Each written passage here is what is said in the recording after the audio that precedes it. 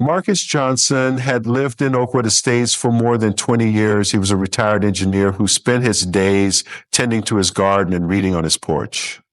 Neighbors knew him as a quiet man, always polite, often lending a hand with small repairs around the neighborhood. Oakwood Estates sat in a suburban corner of California, a place where uniformity ruled, lawns were manicured, houses painted in approved shades, and rules enforced by the Homeowners Association kept everything in line. The HOA was led by Karen Smith, a woman who took her role seriously. She walked the streets with a clipboard, noting every infraction, from a mailbox painted the wrong color to grass grown a fraction too long. To her, Oakwood Estates was a project, and she was its overseer. Marcus's home, however, stood out. It was older than the others, built by his grandfather decades ago when the land was first developed. Its blue paint and a wraparound porch didn't match the modern whites and grays Karen preferred. She saw it as a problem. For years, Karen had pressed Marcus to update his house. She sent letters, left messages, and even knocked on his door with suggestions. Marcus always responded the same way. He liked his home as it was, tied to memories of his grandfather. Things escalated over a large oak tree in his front yard. Its branches shaded the street, and its leaves occasionally fell onto neighboring lawns. Karen didn't like that. One afternoon, Karen approached Marcus while he sat on his porch swing, book in hand. She stood at the edge of his steps and said, "Mr. Johnson, we need to talk about that tree. It's a mess. The leaves are everywhere and the roots are lifting the sidewalk. It has to go." Marcus looked up calm as ever and replied, "The tree's been here longer than most of these houses, Karen. It's healthy. I'm not cutting it down." Karen's tone sharpened. "The HOA has rules. That tree's a nuisance, and the board agrees with me. You've got 2 weeks to remove it, or we'll handle it." Marcus shook his head. "I've read the bylaws. There's no rule saying I have to take down a tree on my own property." Karen crossed her arms. "Section 12, paragraph 3, vegetation deemed a nuisance by the board must be removed." "That's us deciding, not you." Marcus leaned back. "And I say it's not a nuisance. Can't we work this out?" Karen didn't budge. "Standards matter, Mr. Johnson. 2 weeks." She walked off, leaving Marcus to consider his options. Over the next few days, Marcus reached out to professionals. An arborist confirmed the tree was sound, and a lawyer told him fighting the HOA could drag on and cost more than he could afford. Time slipped by, and then a letter arrived from the HOA. It wasn't just about the tree anymore. The notice claimed his house violated multiple bylaws. His paint, the tree, even supposed structural issues. It gave him 30 days to fix everything or face demolition. Marcus couldn't believe it. Demolition? He tried calling the HOA, but no one picked up. He went to Karen's house, but she wouldn't open the door. He talked to neighbors instead. Mrs. Jenkins, who'd lived there since the neighborhood began, shook her head sadly. "Your grandfather built that house. This isn't right." Tom and Lisa, newer residents, stayed neutral. "We just got here," Tom said. "We're not picking sides." Mr. Rodriguez, a lawyer down the street, frowned at the notice. "They're pushing too hard. I can look into it, but it'll be a fight." The deadline neared, and Marcus felt the pressure mounting. He packed some belongings, unsure what else to do. On the morning of the 30th day, a bulldozer rolled into place in front of his house. A small crowd gathered, some curious, some uneasy. Karen stood nearby, arms crossed, watching it all unfold. Marcus stepped outside, holding a box of photos and papers, and faced her. "Karen, please, don't do this. We can still talk." She shook her head. "You had your chance. Move aside." Marcus raised his voice. "This is my home. You can't just tear it down." Karen nodded to the bulldozer operator, a man who'd been hired that week. "Go ahead. It's for the neighborhood." The machine rumbled forward. Marcus stood his ground for a moment, then stepped back as the first wall crumbled. Hours later, his house was gone, reduced to a pile of debris. Neighbors dispersed, and Karen left without a word.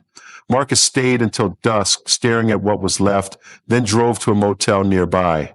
That night, Marcus didn't sleep. He sat on the stiff motel bed, replaying the day. His grandfather's legacy was rubble, but he wasn't done. He picked up his phone and dialed his lawyer, Mr. Thompson. "It's time," Marcus said. when Thompson answered, "They need to know the truth." Thompson's voice was steady.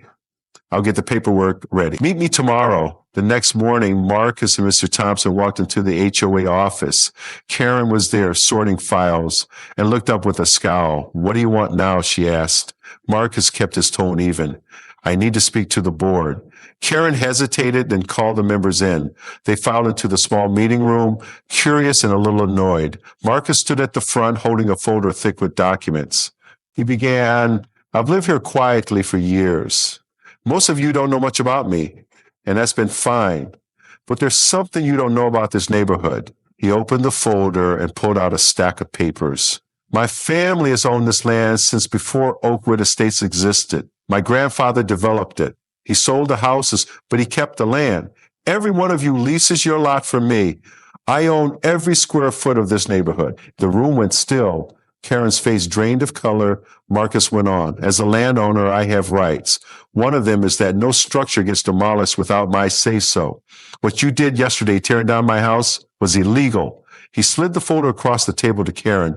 "These are the deeds and lease agreements. Check the county records if you don't believe me." Karen flipped through the pages, hands trembling. We didn't know," she stammered. Marcus met her eyes. "That doesn't change what you did. You broke the law, and I'm not letting it slide." The board members shifted uncomfortably, whispering to each other. Marcus added, "I'm not here to threaten anyone's home, but I'm taking this to court. You'll hear from my lawyer." He and Thompson left, leaving the HOA in stunned silence. Word spread fast. By evening, Oakwood Estates buzzed with the news. Some residents were angry at the HOA, others worried about their own properties. Mrs. Jenkins stopped by the motel to see Marcus. "I knew your grandfather," she said. "He'd be proud of you standing up like this." Mr. Rodriguez knocked later, offering help.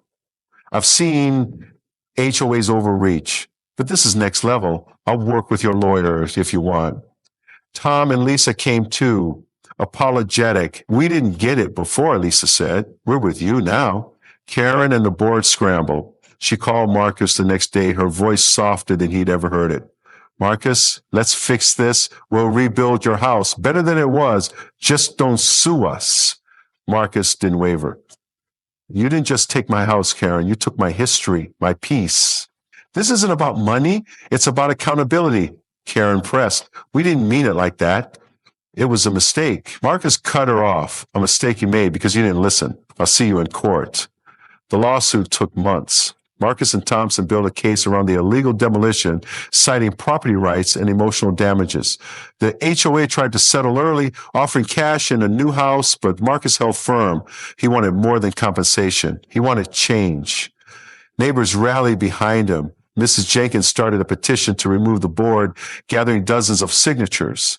Mr. Rodriguez dug into the HOA's records, finding years of fines and threats against others too. In court, the evidence piled up. The deeds proved Marcus's ownership. Testimony from the bulldozer operator revealed Karen had pushed him to act without permits, claiming the HOA had authority. It didn't. Neighbors spoke up. Mrs. Jenkins about the neighborhood's history. Tom about the fear the HOA instilled. The judge ruled for Marcus. The HOA had to pay damages, hundreds of thousands, plus cover the cost of rebuilding his home.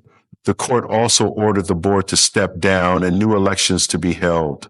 Marcus didn't stop there. He called a town hall meeting after the ruling. The room was packed, every chair taken. He stood at the front and said, "I know this is shaking things up. I want you all to know I'm not here to hurt anyone. I won't evict you or change your leases. My fight was with the HOA, not you, but we need a better way forward." He proposed a new board, one that listened and offered to advise it himself. The crowd murmured agreement. A vote was held, and Karen's crew was out. New members, including Mr. Rodriguez, took over. The rebuilding began soon after. Marcus worked with contractors to recreate his home, keeping the blue paint and the porch, modernizing the rest. The oak tree stayed, its roots untouched. The HOA's payoff funded it all, plus a small park nearby, a gift to the neighborhood. When Marcus moved back in, neighbors stopped by with casseroles and kind words. Mrs. Jenkins hugged him. You did good, Marcus. Karen left Oakwood Estates not long after. Before she went, she found Marcus on his new porch. I messed up, she said. I got too caught up in control. I'm sorry. Marcus nodded. We all mess up. What counts is learning from it. She walked away and he never saw her again. Years passed and Oakwood Estates changed. The new HOA met monthly, open to everyone. Rules still existed, but they bent for reason. Blue paint stayed, trees grew tall. Marcus became a quiet leader, hosting barbecues, helping with repairs again. Kids played in the park he built, and the oak trees shaded their games. Marcus often sat on his porch, looking out at the neighborhood his grandfather had shaped. He'd lost his home, fought for it back, and won more than a house. He'd won respect, justice, and a community that finally saw him. Oakwood Estates wasn't just a place anymore. It was a story, his story, of standing firm when everything else fell.